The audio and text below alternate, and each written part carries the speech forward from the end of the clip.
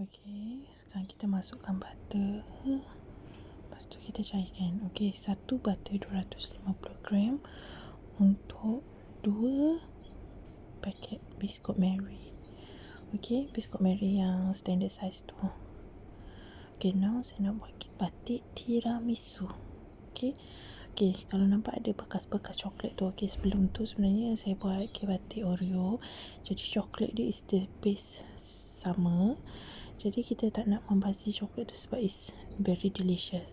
So kita takkan basuh, kita akan masuk je sebab base overall kek batik adalah sama. Okey, coklat dia cara buat dia sama. Jadi kita takkan basuh periuk tu so that dia ada rasa every yang kita buat akan rasa coklat yang sama, kecuali tiramisu saja dia ada tambahan Nescafe. Okey, so sekarang kita cairkan butter 250 gram okey, untuk 2 paket biskut Mary. Okey, kita tunggu dia cair sekejap. Okey, sambil-sambil tu bolehlah ready-readykan bekas, ready-readykan barang-barang yang lain. Okey, lepas butter tu dah cair macam tu kan, make sure api not too hot. Kita pakai slow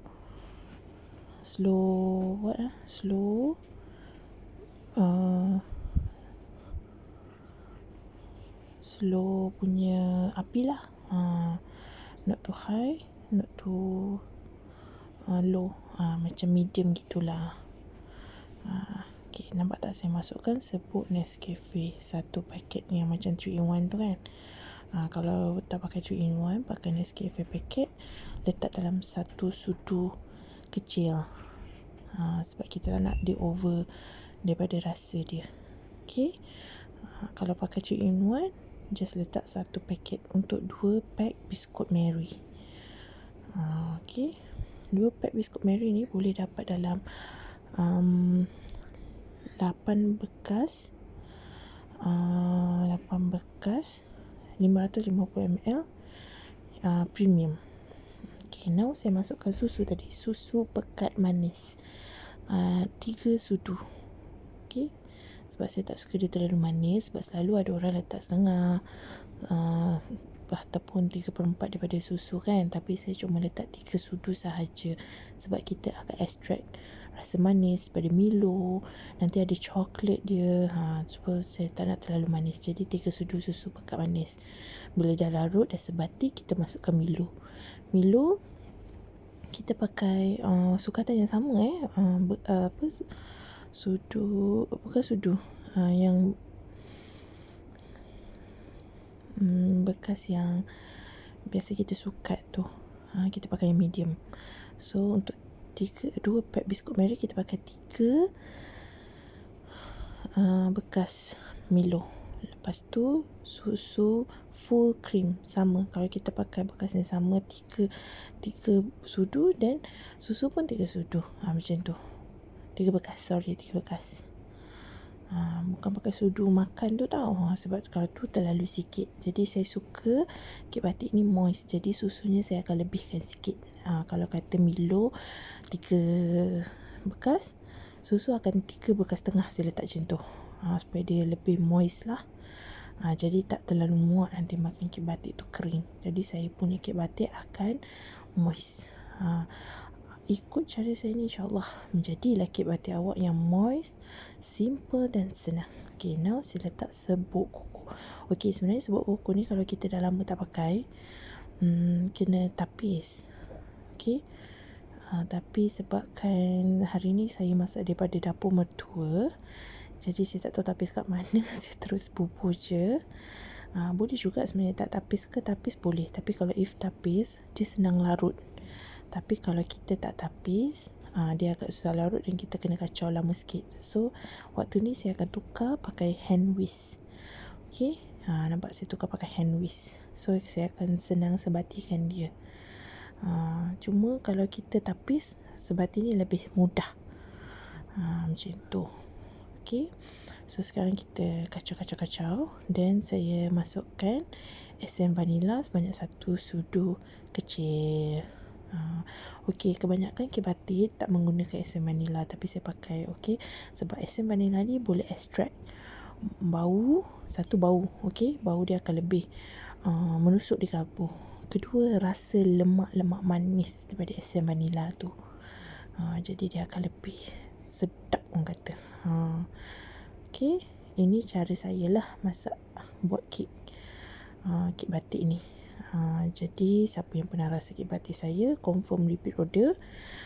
Kalau rasa rajin nak masak sendiri pun boleh, saya halalkan resepi yang saya share. Okay, now saya dah tutup api. Bila dia rasa bati, saya tutupkan api dan kita biar dia sejuk dulu sebenarnya. Okay, kita biarkan dia sejuk dulu. Lepas tu dah sejuk sikit, kita akan tuang biskut Mary. Okay, sekarang saya tak kacau sebab saya nak biarkan ada layer biskut Mary yang lembut, ada yang rangup nanti. So jadi bila kita gaul nanti, bila kita masuk dalam bekal dan sejukkan, dia akan rasa sebati, rasa lembut, rasa rangup. Memang sangat wow. Saya boleh guarantee jamin setiap kali siapa je customer saya yang order kek batik pada Snazy Kitchen 88 akan repeat order. Memang tak cukup. Memang rasa sentiasa nak. Sekali rasa, love at first bite. Sekali rasa, confirm nak lagi. So jadi bila kita dah gaul ni, kita akan biar dia sejuk sekejap sebelum kita packkan dia. Okay, so kita biar sekejap, biar dia sebati antara coklat dengan biskutnya. Okay, lepas tu kita curah macam tu. Ini kau dapat makan saja memang sangat sedap sebab balance sangat rasa dia, not too sweet, not too bitter.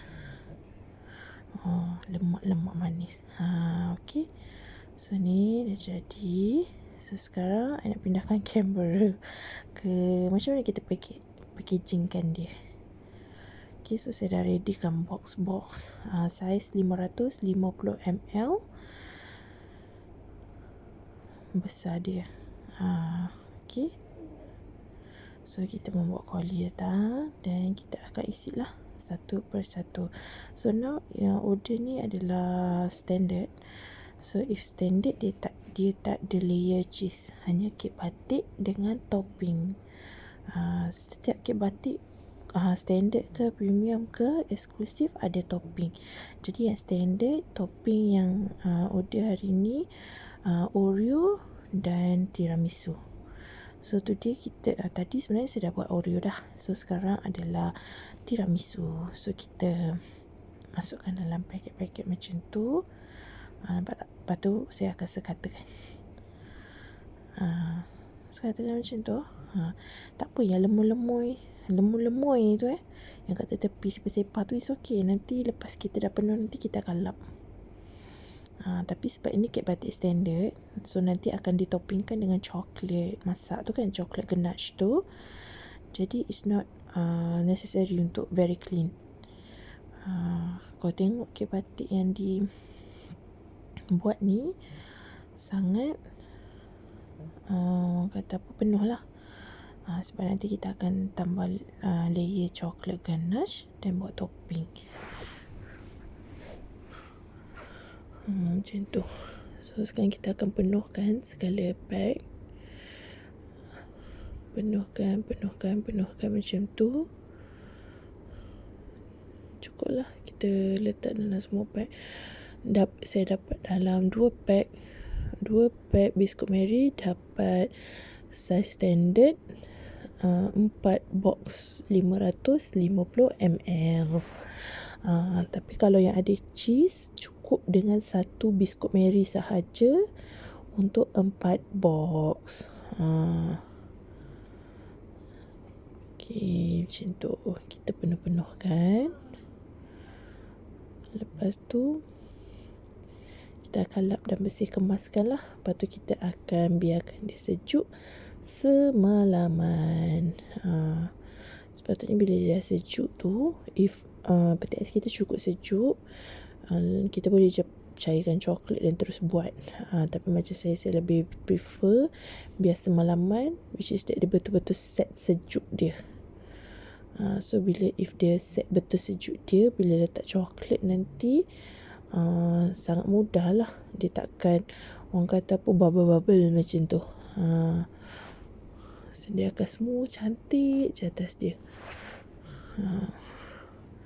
So lemon-lemon itu tak apa, it's a homemade kan. Homemade.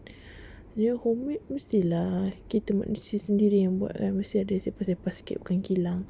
So kalau kilang buat, lain lah sikit, dia akan very kemas tu, tapi selalunya rasa akan out. So ini adalah box yang terakhir, so kita akan dapat 4 box lah, untuk 2 biskut Mary standard. So kita kemas-kemaskan kuis-kuis coklatnya, lengkapkan semuanya. Dah siap. Sambil-sambil tu kita bolehlah kemas-kemas apa yang patut, ya. Jangan biarkan dapur bersepah, ya. So kita kena bersih-bersihkan. Jadi yang ni kita akan padat-padatkan dia supaya nanti bila potong kek batik tu yang cantik macam lukisan kan. Saya suka kek batik ni sebab design dia cantik bila dia potong tu. Lawa. Nampak? Lap je atas dia. Tak perlu nak bersih-bersih sangat sebab nanti kita akan cover dengan coklat ganache. So bila dah siap-siap macam tu, kita terus tutup, letak tepi. Nanti dah siap semua, baru kita akan susun dalam peti ais dan biarkan semalaman. Jadi yang sekarang ni ada proses pembersihan, yang mana yang dah comot tu kan, kita lap lah bagi cantik, comel gitu kan. Bawa presentable. Abaikan tangan yang sangat comel tu. Jadi kita lap mana yang kita sepah-sepah kat tepi tu, kita lap bagi kemas cantik. Okey, lepas tu kita letak tepi dan boleh masukkan dalam peti ais lah. Jadi kekemasan, kebersihan sangat penting dalam bilik kita.